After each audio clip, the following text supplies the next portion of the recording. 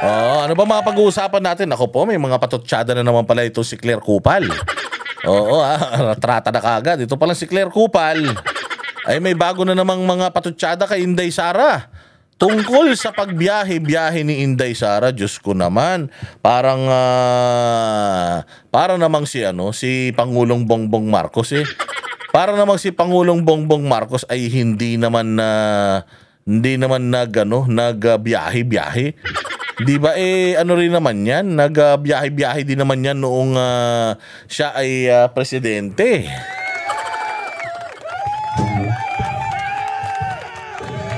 Parang kung makapagsita naman sila sa biyahe-biyahe ni VP Sara, para namang si Bongbong Marcos hindi bumabiyahe. Ang hilig-hilig nga magbiyahe ni Bongbong Marcos, buti nga si Inday Sara, pag nagbabiyahe siya, wala siyang dalang mga sandamukal na mga tsuwariwap eh. Hindi siya nag-aarkila ng isang buong eroplano gamit ang pera ng taong bayan para lang mamasyal katulad ng putang inang yang nasa Malacanang.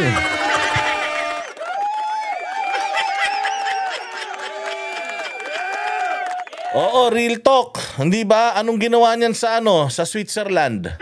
Nung nagpunta ng Switzerland diyan. Ang ginawa niya sa Switzerland is business travel ba 'yon? Hindi po, meron silang parang economic hindi pinuntahan doon eh. Meron silang parang isang economic fair ba 'yon? For the lack of better term, parang convention. Convention na kailangan mong magbayad bawat isang a-attend. At yung ibabayad mo doon limpak na salapi para lang maka-attend ka sa isang convention na yon. Kasi ang sabi nila, pag umattend ka daw sa convention na yon, nandoon daw lahat ng mga malalaking businessman sa buong mundo. So you pay and then you go there and then you try to hunt. Para kang mag-hunt ng mga negosyante doon at itatry mo silang kausapin para mag-invest sa Pilipinas. Putang ina niyan, mantakin mo bumiyahe ka, kasama mo yung mga tsuwariwap mong mga walang kwenta sa buhay.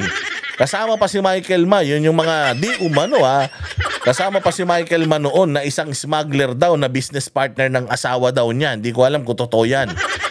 Kasama pa doon. Oo. Ngayon, mga bossing, nagpunta sila doon, nagbayad sila ng entrance para makapasok doon sa, let's say, convention na yun, for the lack of better term. Convention na yon. Tapos maghahunt sila ng mga investors doon. Tapos doon sila sabihin, maganda Pilipinas, gano'n. So para siyang open market of investors na pupunta sila. Hindi sila inimbita. So hindi sila inimbita. Personal na trip yan kasi hindi naman yun inimbita. Kusa kayong pumunta ron, tapos gumamit pa kayo ng pera ng taong bayan sa eroplano. Dala-dala nyo pa yung napakaraming entourage nyo, media. Dala-dala nyo pa yung yung mga asawa nyo, kabit ng mga kaibigan nyo. Kasama nyo doon. Tapos balita ko, mahal-mahal sa Switzerland Yun, nandun pa naman daw sila sa pinakamahal na lugar sa Switzerland. Tapos syempre nag-hotel pa sila at ang tagal daw nila diyan. Balita ko, nag-ski pa nga sila. Napilay pa daw yung mga hayop dyan.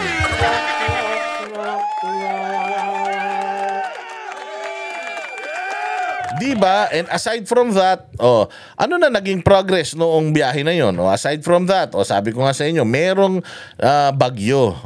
Tapos yung bagyo, hinahanap natin presidente nandun sa Singapore.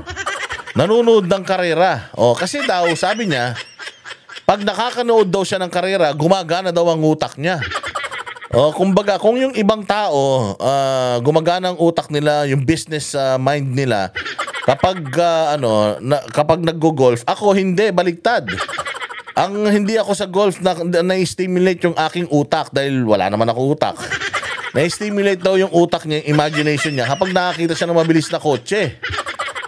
Sabi ko, lakas ng tama. Isipin mo yan. Hindi ba? So, ang dami pa. Yun din, hindi rin yun official business. Nanood na karera eh.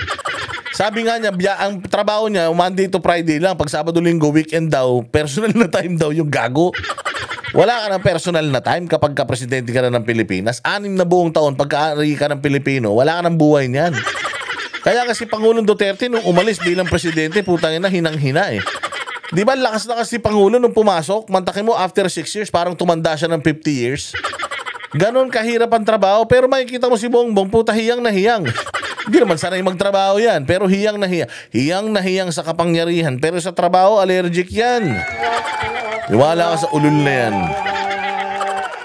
Ano pa, ang daming biyahe. Nagbiyahe sa Amerika, nagbiyahe sa New York, nagbiyahe sa Washington. Ay, ang daming biyahe, pero wala namang trabaho mga Pilipino. Wala namang ipinasok ng mga investors. Wala namang mga nagbago sa Pilipinas. Tainan yan. Pumunta sa Amerika, pagbalik dito, satanas na. Biglang pinatira na si Pastor Kibuloy. Hindi ba? Nakatulong sa kanya ng malaki nung kampanya. Pumunta lang ng Amerika, pagbalik ng Pilipinas, kalaban niya na. Pagbalik niya ng Pilipinas, parang sinaniban ng gago.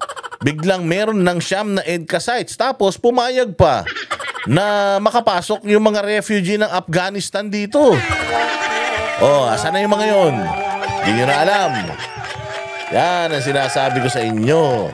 Madali kayong nakakalimot sa mga problemang pinaggagawa nito ni Bongbong. Sa sobrang dami ng problema ni Bongbong, nalilito ka na kung alin talaga dun yung... Ay na yan, sabi ko nga sa inyo. So, kaya nga, hindi ba kayo nahihiya nung nasa yung, ano ba yung show na yon? Yung Who Wants to be a Millionaire? Who Wants to be a Millionaire ba yun? Yung ginawa siyang isang example, hinalintulad siya sa isang Ferdinand Magellan na ikot ng ikot sa buong mundo. Di ba tinagurian siyang ganun noon sa isang game show, may isang, hindi ko alam kung ano yun kung Family Feud ba yun o yung kinukumple-kumpleto yung salita na ganyan sa screen, no? Give me a letter H, mga ganon, di ba? Tapos meron pang isa nga, yung parang Who Wants to be a Millionaire nga yata yun. Kita mo, hindi ba? Kaya nga siya ginamit na subject doon sa isang show na yun. It's because yung unang 2 taon ni Bongbong, puta walang ginawa yan, kundi umikot sa buong mundo. Umikot sa buong mundo. Tapos yun nga masaklap, dala-dala niya yung napakarami niyang entourage, pati mga media, papalamunin mo yan eh. So ganyan kalaki ang ginagastos natin. Kaya nga, 'di ba, inaalam natin nung sumunod na taon after nung pagbiyahe-biyahe niya, mas tumaas pa yung travel allowance niya. Pero nung tumaas yung travel allowance niya, mas konti yung pinuntahan niyang bansa. Aba, ano yung pati travel allowance binubulsa? Ang pogi-pogi naman nung nasa screen na yan. Di ba nasa screen na yan, nakita nyo? Yun, yung nakasalamin na itim, katabi ni Inday Sara, gwapo, no? Di ba? Ayan yan, sahig, si Boss Dada yan, pogi yan eh. Kaya lang, medyo, yan, mainitin ang ulo niyan. Kailangan lagi yung pinapakain ng karne yan, dahil pag di nakakain ng karne, nangangagat ng ng pisngi yan. So, ngayon, sinisilip nila yung trabaho nila. Tignan mo matapos yung putang ng impeachment mamatay, ano naman yung sinisilip nila ngayon? Travel na naman. Nagsalita kasi si VP Sara na frustrated na yung mga kababayan natin. And, anong magagawa mo, Claire Castro? Ano ang magagawa mo kung panay ang imbita ng mga Filipino community kay Inday Sara na magpunta sa ibang bansa? Wala kang magagawa kung hindi kayo iniimbita ni Bongbong. Si Satanas ang mag-iimbita sa inyo, kaya maghanda-handa na kayo, malapit-lapit na yan. Wag na kayo mag-impake. Masusunog lang yung mga damit nyo sa impyerno, lahat ng mga relos nyo, kwintas, wag nyo nang dalin. Kasi sa impyerno, nakahubot-hubad kayo ron, tas nagsiswimming kayo sa kumukulong asupre. Mas mainit pa daw yun sa nagbabagang bakal. Kaya sabi ko nga, isa pang kabubuhan nito ni Claire Castro. Pero aside from before that pala, ayun nga, invite sa kanya. Nalilito na nga si Inday kasi sinong pupuntahan niya, meron pang Kuwait, meron pang Japan. Oo, ang Hong Kong ang tagal nang nagre-request pero hindi na sila makahanap ng venue. Dahil nung huling pumunta doon tong mag-ama na to, putang ina niya, pinagbawalan ng lahat ng Pilipino mag-rally diyan sa Hong Kong. Sa sobrang tindi. Noong PDP nagpunta diyan sa nagpunta diyan prayer rally diyan sa may South Horn diyan sa Hong Kong. Noong huling-huli na nakita natin si PRD na malaya bago iuwi sa Pilipinas, ang saya-saya pa nating lahat noon. Sa sobrang takot nila sa dami ng mga Pilipino sa Hong Kong na nag-away-away pa or nakipag-away pa sa mga pulis dahil hindi nakapasok, dahil lahat gusto mo kapasok, sobrang dami talaga ng tao, kinabahan ng gobyerno, kaya yung pinatapon sa ICC. Oh, ang dami nag-i-invite sa kanya eh. And every time that nag-i-invite si Inday Sara, tumatayo siya para tumanggap ng mga katanungan mula sa mga ordinaryong Pilipino. Ganyan ang presidentiable. Tinatanong mo mismo yung tao, hindi yung barangay chairman, yung mayor, yung gobernador, hindi. Si Inday Sara pupunta mismo sa mga tao at nagtatanong, sinasagot lahat ng mga tanong ng mga Pilipino. Ganyan si Inday Sara. So may nagagawa ba siya? Malaki. Kasi yung mga kababayan natin sa abroad, nagkakaroon ng pag-asa kahit na mahirap iraos yung susunod na 2 taon dahil sa sobrang dami ng kalyo ng utak ni Bongbong. Hindi niya na alam kung anong uunahin niya. Hindi niya na alam anong gagawin niya. O ano ba unahin ko? Ekonomiya ba? Uunahin ko ba yung corruption? Unahin ko ba yung flood control project? Unahin ko ba? Hindi niya na alam. Kumbaga yung utak pa naman niya ni Bongbong Marcos bukod sa one way, iskinita yan. Sobrang kitid niyan. Hindi yan malawak, mga bossing. So mahihirapan siya magmaniobra. Na yun ang problema. Sinisita nila si VP Sara sa mga biyahe ni VP Sara na televised naman, na yung mga interviews niya nandiyan naman. And if you're gonna look at the performance of his office or her office, with flying colors naman, ISO certified sila. Wala naman nagrereklamo sa Office of the Vice President. Wala ka namang makitang pila na magulo sa Office of the Vice President. Wala ka namang makita sa OVP na nagkakagulo sila. Nasa abroad nga si Inday Sara, halos 1 buwan na nung bumagyo sa Maynila. Sinong unang-unang tumulong? Office of the Vice President. May pera yan? Meron, konti lang. Oo, pero pag tiningnan mo yung mga relief goods ng OVP, essentials. Hindi lang yan puros mga dilata, mga noodles, putang ina nyo, lalaki ng ninanakaw nyo, tapos dilata at saka noodles nang ibibigay nyo.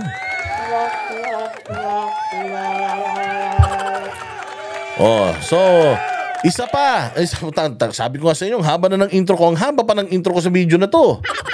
Ganyan ang galing si Boss Dada, nabore ka, hindi. Sumaya buhay mo. Isa pa. Reklamo ka ng reklamo, Claire Castro, buha ka ng ina mo ka. Diyan sa pagbabiyahe ni Inday Sara, kung naiinggit ka, putang ina mo, bumiyahe ka na. Walang pumipigil sa'yo. Putang ina, buong Pilipinas pa ang pipirma sa travel authority mo. Speaking of travel authority, kada alis ni VP Sara, may travel authority. Pinapayagan siya ng administrasyon, ibig sabihin. Hindi siya aalis nang walang travel authority. Okay, so ibig sabihin, pinapayagan siya ng gobyerno natin na bumiyahe. Anong nirereklamo ni Claire Castro? At bumabiyahe si Inday Sara. Ngayon, ano ba tanong kay Inday Sara? Ang tanong kay Inday Sara, ba't babiyahe ng biyahe? Sabi lang naman niya, hindi naman ako bumabiyahe dahil gusto ko lang bumiyahe. Frustrated na yung mga kababayan natin. Bakit niya nasabi na ganun? Consistent yan. Lahat ng pinupunta ni Inday Sara, nakikipag-usap siya sa mga Pilipino. Yung amo mo. Kailan pa huling nakipag-usap sa sa mamamayang Pilipinas yan? Baka mas marami pang kausap niya yung sarili niya sa salamin pagkasabog siya, kesa makausap niya yung mga constituents niya. Si Inday Sara, pupunta yan sa harap. Tapos kukuha ng mga tanong, hindi sa media mismo sa mga tao na nandoon sa paligid. Kaya ba ni Bongbong yan? Hindi kaya ni Bongbong yan. Kaya kayo nai-insecure dahil nakikita nyo, tinatangkilik si Inday Sara hindi lang dito sa Pilipinas. Pati sa ibang bansa ng mga Pilipino, pati mga hindi Pilipino. Kaya inggit na inggit kayo kasi sa kabila ng paninira nyo kay Inday Sara, lumalabas na ang Office of the Vice President ang pinaka-pinagkakatiwalaan ng mga Pilipino. na ang Office of the Vice President functions even without Inday Sara. Si Bongbong nga, umalis siya, pumunta ng India, pagbalik hindi man natin namalayan eh. Tangin na parang may dumating lang na, may bumalik lang na basurahan eh. Hindi ba? Wala naman, wala, may pagbabago ba? Meron bang daladalang, may daladalang pangako, pero sa dami ng pinangako ng ulol na yan, meron bang natupad? Oh, mga hanggang ngayon, mayroon na bang 20 pesos na kilo ng bigas? Wala pa rin, di ba? O sige, pakinggan natin mga sasabihin nila tungkol sa pagbiyahe ni Inday Sara, pati itong Congress na uulol na din. Si VP Sara Duterte kung bakit nadadala sa mga biyahe niya abroad. Pero tinabla siya ng Malacanang at sinabing hindi trabaho ng Vice Presidente na mangibang bansa at siraan ng Pangulo. Nasa frontline na balitang yan, Maricel Halili. Para saan ka nagta-travel? Sagot dyan ni Vice President Sara Duterte. Hindi naman ako nag-travel dahil gusto ko mag-travel. Nagta-travel ako, lumalabas ako ng bansa dahil frustrated na ang Filipino communities abroad sa nangyayari dito sa ating bayan. Pero Siyempre, hindi pa si Claire. Yung fake news peddler na si Claire, di yan papayag. Yung fake news peddler na nagpakalat na si Pangulong Duterte daw nangangako ng 7 na bigas. Ang inan to fake news sa puta. dahil nga ba sa nangyayari sa Pilipinas, kaya frustrated ang ating kababayan abroad. Buwelta dyan ng palasyo. Siguro nga po, mapo-frustrate yung mga kababayan natin abroad. Dahil ang Pangulo po ay nasa Pilipinas, nagtatrabaho, samantalang ang Anong connection kaya nun, no? Anong connection? Na mafo-frustrate yung mga Filipino abroad dahil si Bongbong nagtatrabaho sa Pilipinas. Okay nang inang spokesperson na ito, wala talagang utak. Mafo-frustrate ang mga Pilipino sa abroad dahil si Bongbong nandito nagtatrabaho. Mafo-frustrate daw yung mga Filipino abroad kasi daw si Inday Sara travel abroad. Putang ina mo, paano pinupuntahan pa siya ng mga libo-libo, daan-daang Pilipino? Pag nagpupunta siya sa abroad, kung galit sa kanya yung mga yan, pag nagpupunta siya sa abroad, wala kang maririnig kundi puro sigawan. Pinupulikat na nga daw yung pisngi ni Inday Sara, kakangiti sa pipicture So anong connect? Ganito kabobo yung spokesperson ng Malacanang. Sabagay, alam naman na natin na bobo yan.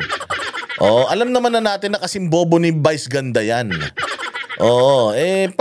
Pero minsan lang kailangan pa rin natin i-expose yung kung paano sinasayang ng pamahalaan natin yung pera ng taong bayan sa pagpapasweldo dito sa utang inan to, pinaglihi to sa manikin. Pinaglihi sa manikin to, walang utak. Maganda lang damitan. Pero puta walang utak yan. Maniwala kayo sa hindi. Ganun yan. So, anong connect ng pagkakagalit ng mga Pilipino abroad sa pagtatrabaho ni Pangulo dito? At saka sa pagbiyahe ni Inday, bumabiyahe nga si Inday, tinatangkilik siya doon. Meron pa nga siyang Kuwait, meron pa siyang Japan, tas babalik pa yan dito sa the Netherlands. Walang iya naman. Anong logic nun? Ang hirap kasi niyan, pag sinasabi mo na si Bongbong nagtatrabaho, alam naman ng mga Pilipino na tanga yan Alam naman ng Pilipino na walang alam yan anong tinatrabaho ng ulul na yan? Kung may tinatrabaho ang ulul na yan, sana masaya mga Pilipino, sana mababa ang presyo ng bilihin, sana walang droga, sana hindi binabaha ang Pilipinas kung maganda ginagawa ng gunggong na yan. Walang ginagawa mabuti. Talagang magagalit ang mga Pilipino niyan. So anong connect noong pag-alis ni VP Sara at pagtatrabaho ni Marcos dito? Kaya daw napoprostrate yung mga Pilipino. Tsaka tatanga-tanga ka talaga, Claire. Sabi ko nga sa'yo, pirma kayo ng pirma ng Travel Authority ni VP Sara tapos ayaw nyo pala siyang umaalis. Di wag nyo pirmahan. Wag nyo siyang bigyan ng clearance. Wag nyo bigyan ng clearance umalis para para hindi siya alis ng alis. Pero sabi ko nga sa'yo, alis pa siya ng alis, siya pa rin ang pinakamataas sa survey. Sa pagkapangulo sa 2020, nagkandak ng survey nung nakaraan. Ang layo ng mga agwat ng mga manok nyo. Bakit ganun, Claire? Parang kayo lang naman ang nagagalit kay Inday, pero yung taong bayan, parang hindi naman. Hindi ba? Kasi ang resulta, nanalong Duterte, karamihan. Lahat ng inendorse ni Inday Sara, ilan lang yung mga nalaglag, dinugas pa. O, tas si Inday Sara ngayon sa kabila ng impeachment complaint, kinatigan ng Supreme Court. Tuloy-tuloy pa rin yung propaganda ninyo. Ano ba talaga? Si Presidente ay madalas na nasa personal trip. Aminado naman si Ang VP pogi talaga nung nasa likod, na naka-stripe na pula, puti, tsaka itim. Gwapong-gwapo, pwede talagang bodyguard ni Inday yan, Sara na kasama sa kanyang pakay sa pag-travel ay ang mabisita ang nakakulong niyang ama Isa pa yun. Bumibisita si VP Sara sa nakakulong niyang ama sa ICC. Sino ba nagpakulong dyan? Putang ina nyo talaga Kayo talagang mga kidnapper kayo dyan sa Malacanang Kayo nagpakulong kay Pangulong Duterte ron. Natural dalawin ng mga anak yun doon. Kung gusto nyo hindi na umalis yung mga yan, sabi ko nga sa inyo, iuwi nyo si Pangulong Duterte sa Pilipinas, di naalis ng Pilipinas yan. Pucha, akala nyo ba masaya mag-abroad? Lalo na kapag katrabaho, lalo na kapag ikaw kasing sikat mo si Inday Sara, kasi pag nagpunta ka sa abroad, di ka rin naman makapamasyal. Kasi nga, mayat maya, mayroong mangungulit sa'yo ng mga kakilala ka. Tapos, hindi ka naman normal na personality. Ano ka, pwede kang ma-assassinate dyan anytime. So, ang higpit-higpit ng security, gusto mo mapag-isa. Hindi kayo niiwanan ng mga PSG mo, VPSG. O hindi ba? So, alam mo yun, akala ninyo siguro pag nagpupunta siya sa ibang bansa, nagsha-shopping siya. Pag nagpupunta siya ng ibang bansa, nakikipag-meet siya sa mga Filipino community. Hindi kasi siya katulad ni Bongbong. Na nung nanalo na, nakalimutan na yung Filipino community.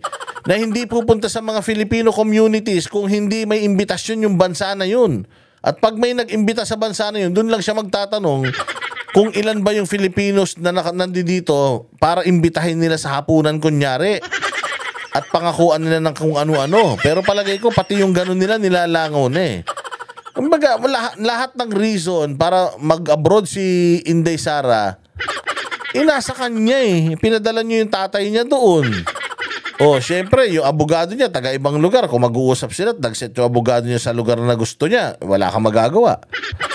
Di ba? Talaga naman to si Claire Castro. International Criminal Court sa the Netherlands. Pero sabi ng palasyo, hindi trabaho ng bise ang mag-travel. Hindi po sagot ang pagbabiyahe para masolusyonan kung may problema man ang bansa.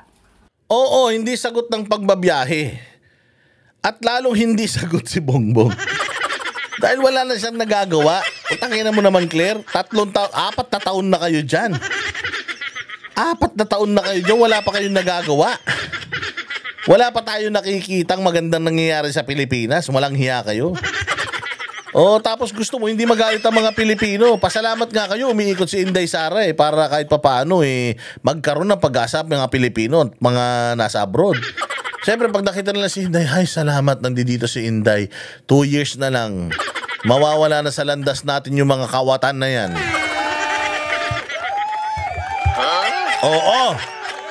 Oo nga. Ganun talaga yun. Hindi po trabaho ng Vice Presidente at wala po sa konstitusyon na kailangan siya magbiyahe. Hinamo naman ni VP Sara ang mga kongresista na isa publiko nila ang kanilang travel history. Tingnan mo hinamo ni Inday ang mga taga Congress sa travel history. Reply sila kagad. Sige, punta tayo. Pero nung hinamon ni Inday ng drug test yung Congress, walang gumanyan. Ay, umatin ka muna sa Umatin ka muna sa good government. O umatin na siya sa good government. Nagpa-drug test sila Gutierrez. Nagpa-drug test sila sila Suarez. Hindi naman. Hindi ba? Bakit ngayon isang hamon lang ni Inday tungkol sa pagpapakita ng mga travel reports ninyo, okay sa inyo. Pero nung hinahanapan kayo kung nasaan yung mga pera ng taong bayan, pinagbubukas kayo ng libro,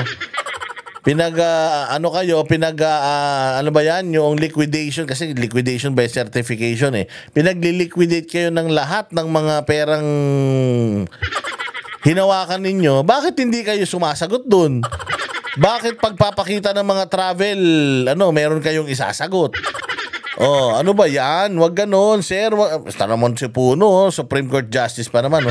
Although, tinanong kasi siya Ilabas din siguro nila yung travels ng mga members of the House of Representatives bago sila magtuturo ng mga tao na constant travel.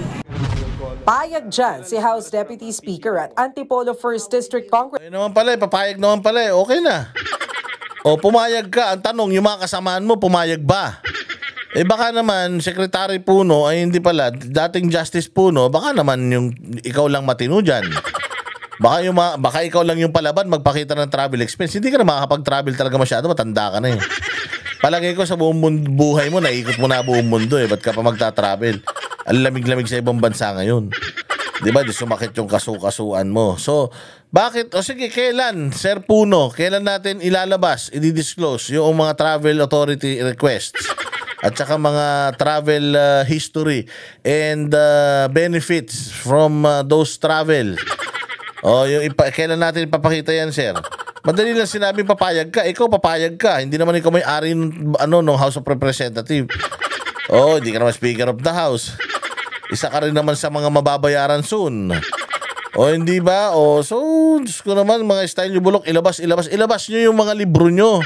Liquidation by certification, mga ulol, ilabas nyo kung saan yung dinala pera ng Pilipinas. Daming pinagsasasabi, sir. Congressman Ronaldo Puno. Agree ako. Lahat tayo. Maglabasan tayo ng travel. Tapos ihambing natin yon. Maganda naman yung sinasabi niya. O sana nga, gawin mo. Puro ka pa presko, hindi mo naman ginagawa. Actual travel. Kasi kung yung ito official travel, ito lang, ang personal travel mo, ganun kalaki. Ginawa mo ba yan on your own time or yung sa oras na binabayaran ka na sweldo? Nagbabalita mula sa Frontline. Maricel. Ayun. So Claire Castro, ang ano ko lang sa'yo, ang akin lang advice sa'yo, tingin-tingin din sa salamin, ha? Lingon-lingon din sa rearview mirror kasi baka mamaya tinatamaan na si Bongbong Marcos sa mga pinagsasasabi mo. Oo, dahil if you're gonna count kung sino na mas maraming biyahe sa kanila ni Inday Sara, mas marami ng bumiyahe. Yan si Bongbong. Balita ko pa nga, panalo daw ang bigayan.